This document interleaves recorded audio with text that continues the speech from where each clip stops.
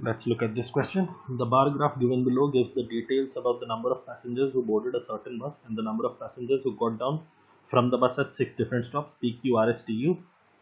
The bus which did not have any passengers initially starts at P and finally reaches U, which is the last stop.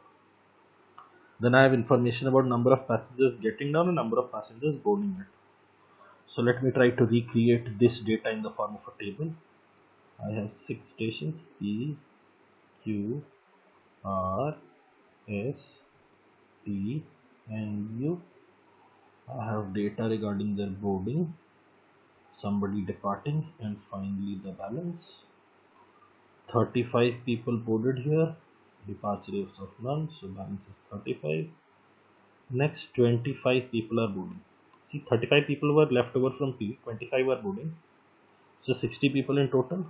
20 dropped off here, and therefore you have a balance of 40 now. Similarly, 40 people left here, 30 boarded, so 17 total. 20 dropped off, so balance of 50. Then 20 people boarded here, 25 got down, balance of 45. Then 20 people boarded here, 35 got down, so balance of 30. Nobody boarded here, 30 got down, balance of 0. This table that is here, I've created it here itself. Let's read further.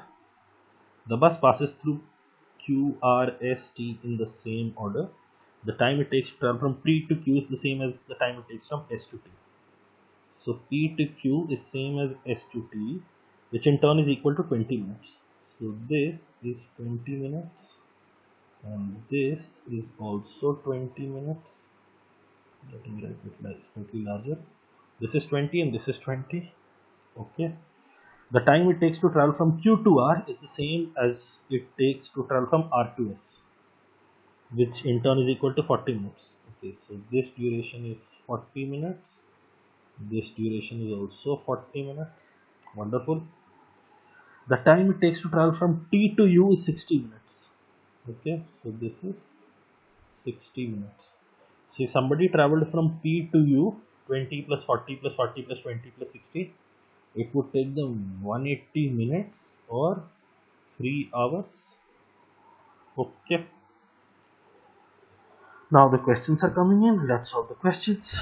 What is the maximum number of passengers carried by the bus between any two successive stations? Effectively, they're asking you what is the largest number in this row. In the balance row, what is the highest number? The highest number is this 50. Therefore, option C. 50 is the maximum number of passengers carried by the bus between any two successive stations. Okay. If n passengers who boarded at R got down at T, then which of the following represents the range of n most accurately? So people who got in at R getting down at T. Okay. First thing you see, so far by the time R comes, P and Q have boarded 60 people. PQ have sent in 60 people by the time we reach R, and PQ have also dropped off 40 people. So 20 people are left. So of the 50 people here, PQ has 20 and R has 30. When we come to the next stop,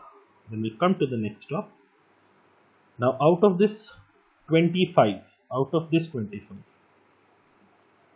this 25 people who are getting dropped off, PQ can at most send away only 20 people, and therefore R will necessarily have to drop off 5 people here.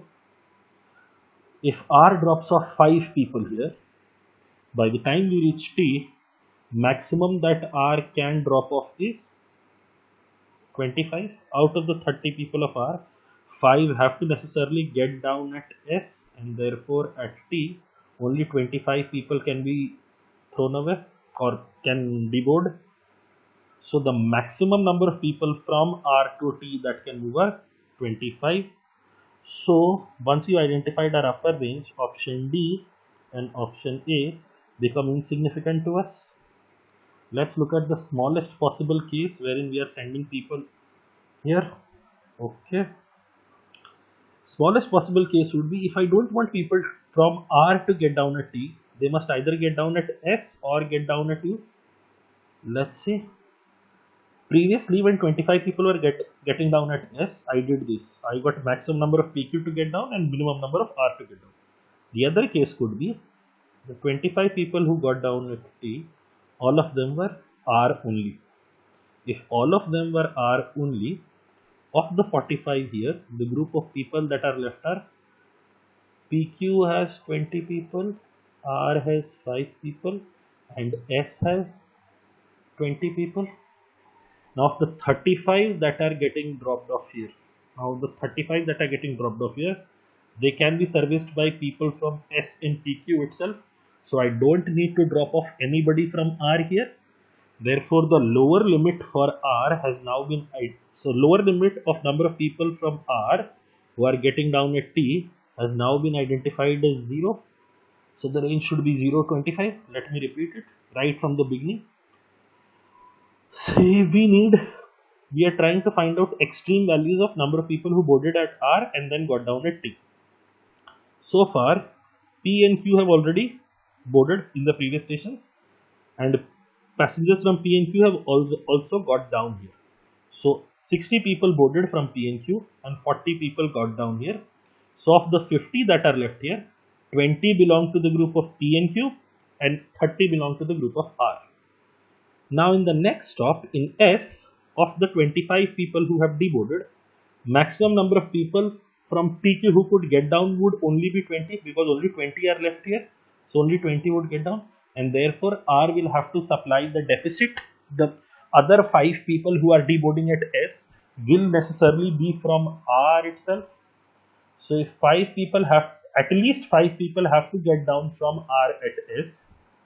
At the next stop at T, the maximum number of people from R who can get down are 25.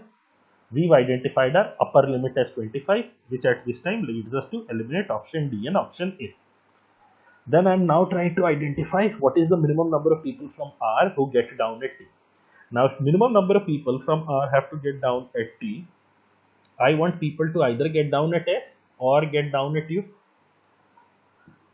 Okay, so of these 30 people, last time we had at S maximum number of people who got down were from PQ. This time I have maximum number of people who get down at S from R itself. If it is from R itself, then see what would happen. 25 people get down from R here. If 25 people get down from R here, of the 45 who are left at station S, when the bus starts from station S, the people from PQ are 20, people from R are 5, and people from S are 20. So these 45 people are there. Now when we get to T, these 35 people can be made up from people from PQ and S, and you don't necessarily have to drop off somebody from R. So minimum number of people getting down at T from R can be 0. So the range would effectively be 0 to 25. Therefore option C is also incorrect. The next two questions in the set are theta. What is the maximum possible number of passengers who traveled for more than 2 hours in the bus? Okay. Maximum possible number of passengers who traveled for more than 2 hours in the bus. Let's see. The total journey was of 3 hours. If somebody boarded at P and got down at U, yes, P to U journey counts. If somebody boarded at Q and got down at U, it will be 2 hours 40 minutes. Yes, Q to U counts. If somebody boarded at R and got down at U, no, it would be exactly 2 hours. So that is not counted. Okay, or let me also check if somebody boarded at P and got down at T. No, it would also be exactly 2 hours. So the only two journeys that we are concerned with are P and Q and then traveling to U. Another thing to notice here is 20 people got boarded the bus at T and 30 people got down at U. So of these 30, 20 will necessarily be from T. I simply have to see if the remaining 10 can be from either P or Q. Okay. Let me see if I can get the remaining 10 people from either P or Q. Using the setup that I had used for the last question itself, 35 people had to get down at T, and in one case PQ had 20 people here, R had 5 people here, S had 20 people here at S. At station S, when the bus was traveling or starting, PQ had 20 people left, R had 5 people left, and S had 20 people left. Because I want PQ people to get this far, what I would try to do is divide this 35.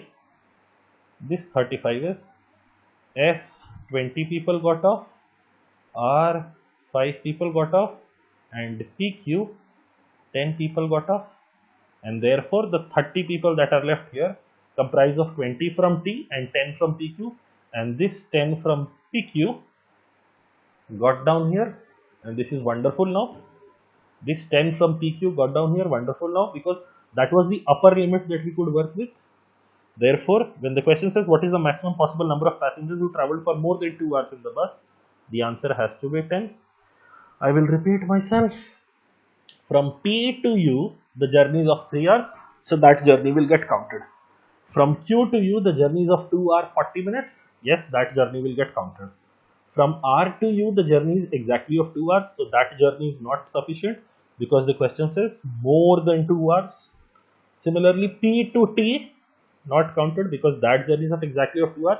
So there are only 2 journeys that we are concerned with, P to U and Q to U.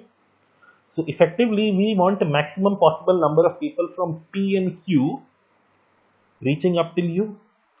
Now we had seen 60 people had boarded at P and Q, of which 40 get down at Q and R.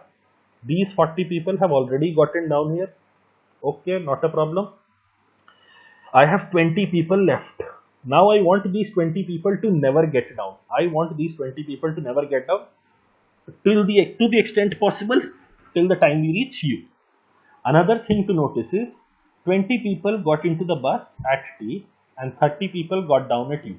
Of these 30 people, 20 people will be T only. These 20 people have to necessarily be from T. The only thing, the maximum possible number of people who can come from PQ till U can be 10. Let's see if that is possible. We want PQ to not come down. If we don't want PQ to come down, we would want R to get down as quickly as possible, S to get down as quickly as possible. So let us use that case where S and R people were getting down very quickly, which brings us back to the thing that we had solved for question 2, the second case, where 25 people from R had gotten down at S. If 25 people from R had gotten down at S, of the 45 people who start their journey from S, who are still in the bus at S, there are 20 people from PQ, 5 from R and 20 from S. Now of the 35 people who get down at T, 35 people who get down at T, let it be 20 people from S got down, 5 people from R got down, but this is just 25, we need 35 people. So 10 people from P or Q also got down. Now when these 10 people from P or Q also got down, what are we left with? We are left with 10 people from PQ. See, 45 people here had 20 PQ, 5 R, 20 S. 35 people are getting down. This is the balance number. This is the people who are getting down. So this 20 reduces to 10. These 5 get down completely. This 20 get down completely. So 10 people. So this 30 that is here will be comprised of PQ people 10 and T people 20. And these people will get down here. Therefore, maximum 10 people from P or Q can reach to U, and these are the only journeys that we are concerned with. Therefore, the maximum possible number of passengers who traveled for more than 2 hours in total in the bus is 10. Let's get to the last question.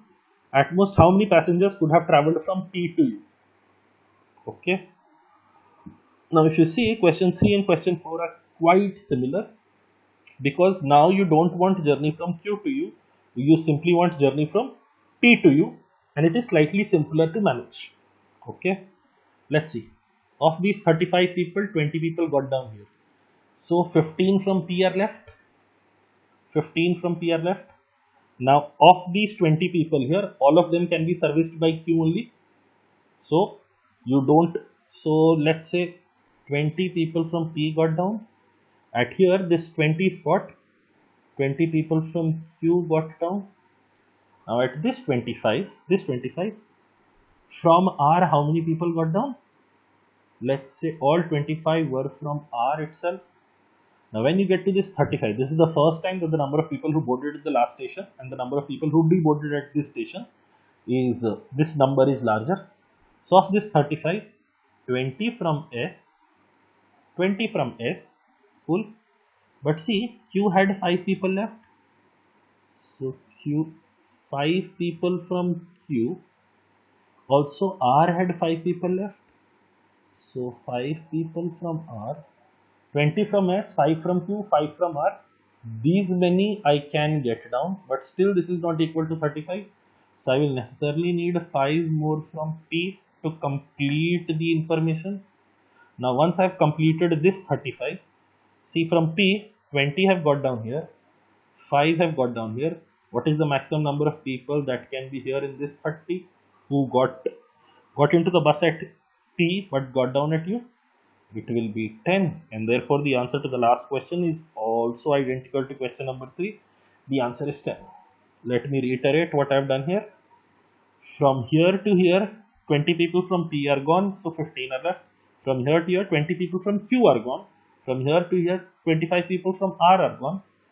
This is the first time that the number of people who have deboarded is greater than the number of people who boarded at the last station. But still, 20 people from S get down. Then I look at the fact that 5 people from Q were still on board. I get them down. Then I look at the fact 5 people from R were still on board. I get them down. 20 plus 5 plus 5 still gives me only 30. So I need 5 more people and they can be sourced from P. So 5 people from P get down here. So now of the 35 people who had boarded at P, 20 get down at Q, 5 get down at T, the remaining 10 will get to U. And finally, we have 10 people from P who got down at U. The answer to question number 3 and question number 4 is identical, and that is the entirety of the question. I understand that the representation here has not been the most fruitful one, but see, it is more about understanding. Those of us who have hopefully managed to understand this would not need to see all of this. Pay attention to every word that I've said, it should be clear.